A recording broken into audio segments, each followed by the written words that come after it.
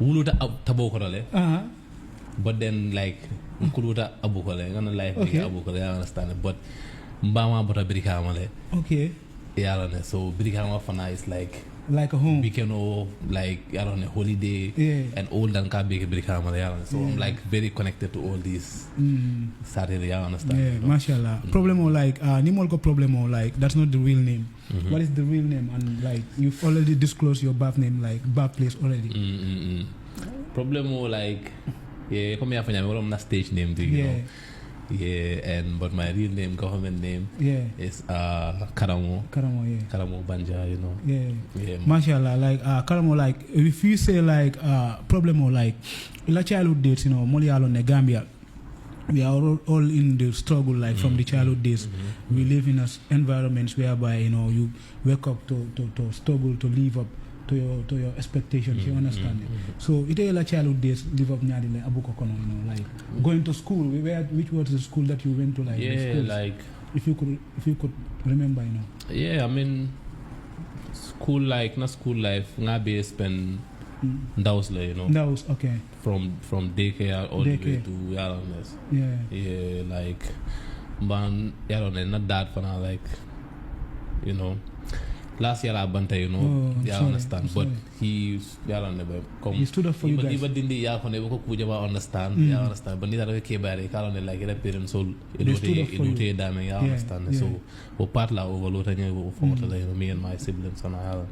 So like talking about your family, like how was life with you guys? Like a normal typical Gambian home, like where you that much struggling to live up, like to put the food on the table, or like where your family in a business form, like you know, on the podcast sometimes I want people to share their story in a way like they can motivate and help convince other people to believe in themselves and stuff like that. You know, you live in a family whereby like you see your mother selling you know daily breads, like aka bolol funtin aka wafuroke. They go to the market. You know, how was life with you? Were you that okay kid like me alonko ni kata school mutole ke samba ibe cool in like MTV Jube. How was life with you? No, like ntafula like nadindi I understand nga baraja ma experience I understand comme ndasira janga pretend come like you were okay. I understand like but you know fen fanatam bulo kono at the same time but basic needs all school and I understand it, like well they na parents so even though namero I understand it, like sometimes you know fintila business in dingo ke you know like that's some waffle ke I understand was you know just to put the extra stuff on the table you know. So that's where I came from. Mang bo koditi family kono, but then member family fana ko I understand it, like so in any way around, like is your family, you know, any of your family members into music or any kind of art? You know, it's actually crazy because like Banja music, everyone in Banja music, we are all related. Na cause no longer na uncle, but it's a based in Sweden. It be based in like Madi Banja, Modu Banja, it be more Adisul. And the funniest thing is until Beman Saranyola when it comes to this music thing, being a new Tarakonole. Okay. Yeah, I understand. It's like just recently, a few years ago, like being at this school, like okay, so like you're related. Yeah, understand, you know. Even though like Temangko, Temandunga Konon, Juna, but Namadi will Tarakonole. I understand. It's be a cool over cake and J family. Okay, no, understand. So yeah, man. So it's like I can feel like Problemo, you going to school, like what were the like activities that you were more engaged into before music? Like ngalone, like you would have, you know, you better kata school, but you know maybe like in a leisure time, there are some hobbies me alonko you engage on them before getting into music and having music as your passion. You know, what like was the normal activities as a child like? For me, music has always been part of me, like from your child, from my childhood, like I remember kind of like the when I was in grade 9, this when I actually discovered that like I really like doing this, like I actually know how to write songs, you know. Even though I never took it seriously, but it was something me and it was ever since at that time I can remember Yeah, it was just, I just connected to music, you know. But I never actually plan or even think about being an artist. Yeah, I understand. It's always cool because that's what my dad wanted. Like, go to school, get your degrees, go to work.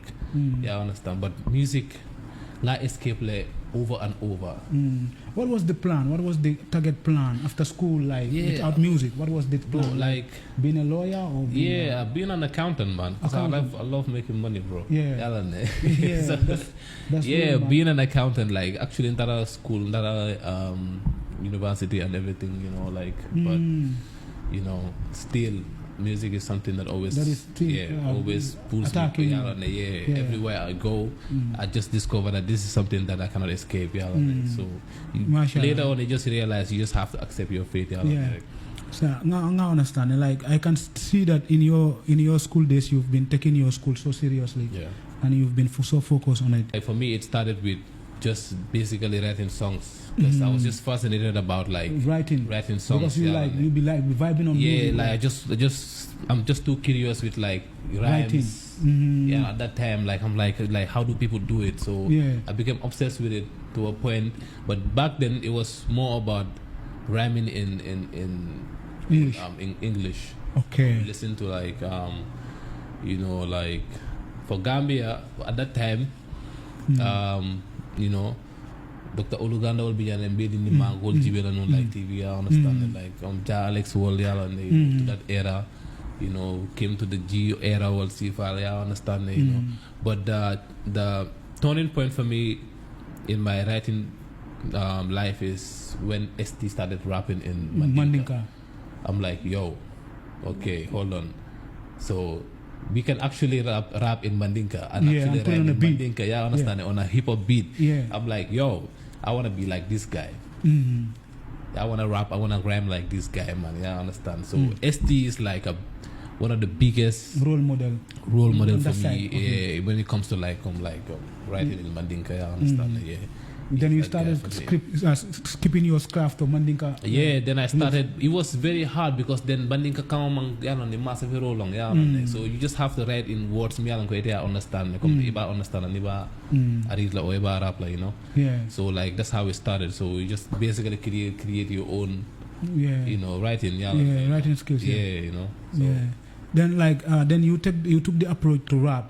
That is like you want to be a rapper now, like So like it started with ear, like from your which grade of the like from like, you know, come here for now, like peer influence on you know, when I started like writing back in grade 9, well, like grade 10, I had this friend, Lamin Jikine, you know, I had this, he's like one of my closest friends.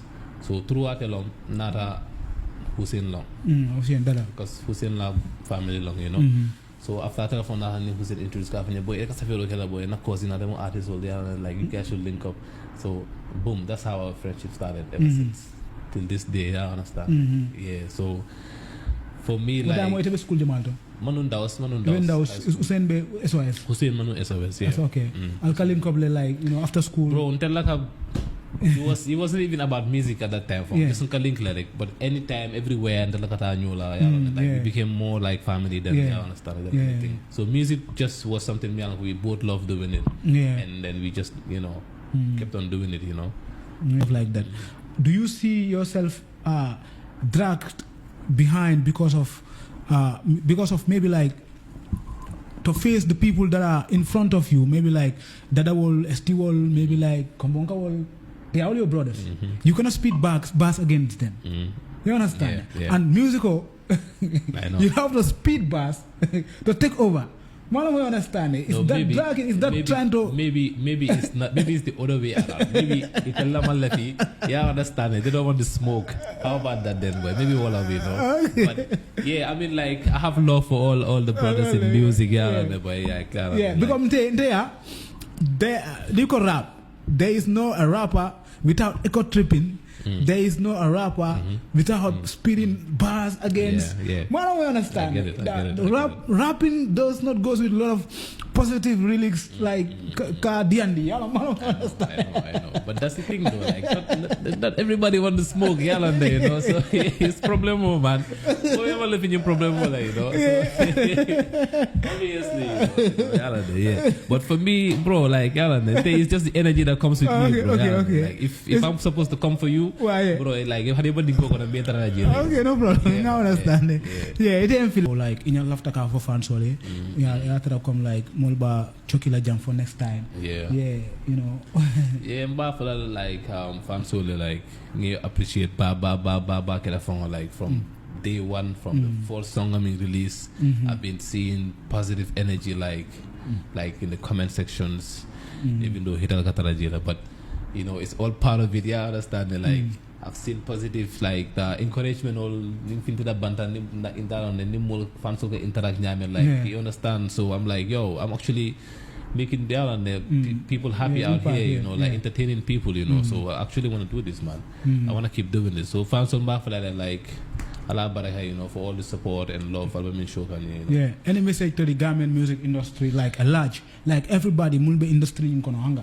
Yeah, you know, like ups and downs, everything we are like. Let's be more open-minded. Kana na own bubble kono. Kana mira like ndambaba nyimbe keno la mfangoli. I understand, you know. Let's be more business-minded for now. I understand, you know. Yeah, and back second thing for now for like when I talking about being open-minded.